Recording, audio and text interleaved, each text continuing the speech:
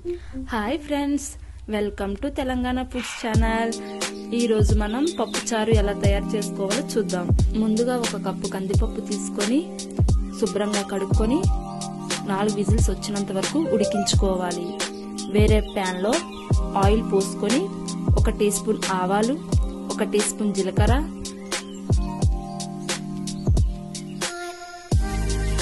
10 ఎండుమిర్చి, 10 వెల్లుల్లి, 1 ఉల్లిగడ్డ, బీన్స్, బెండకాయ, పచ్చిమిర్చి,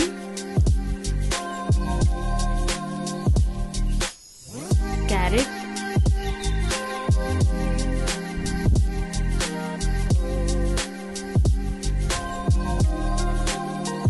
ఒకసారి కలుపుకోవాలి. వీటన్నిటిని తగినంత సాల్ట్, తగినంత ఉప్పు వేసుకొని కలుపుకోవాలి. 2 నిమిషాలు మూత పెట్టుకోవాలి. 2 నిమిషాల తర్వాత మూత తీసి మళ్ళీ కలుపుకోవాలి.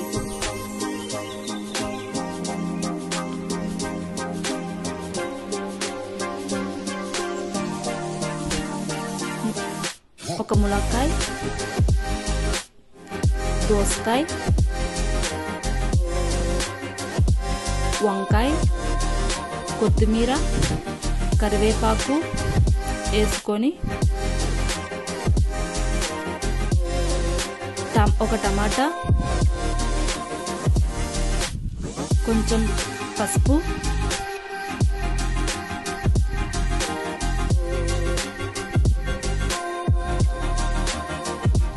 వీటన్నిటిని మళ్ళీ కలుపుకోవాలి.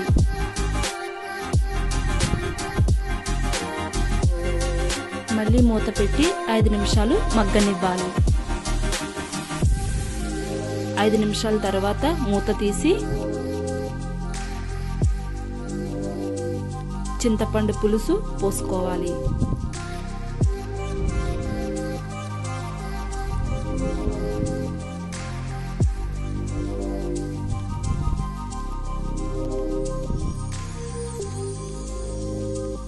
ఒకసారి కలుపుకొని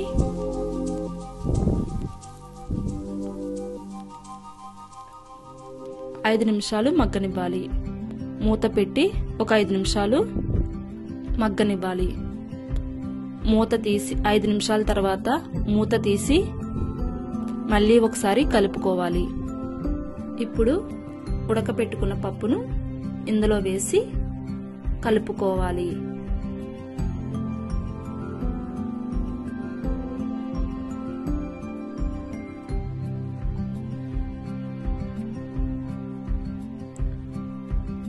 ఇప్పుడు తగినంత కారం,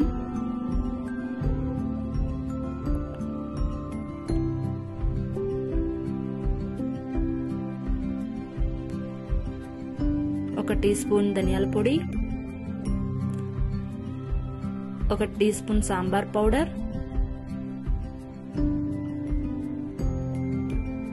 కొంచెం కొత్తిమీర,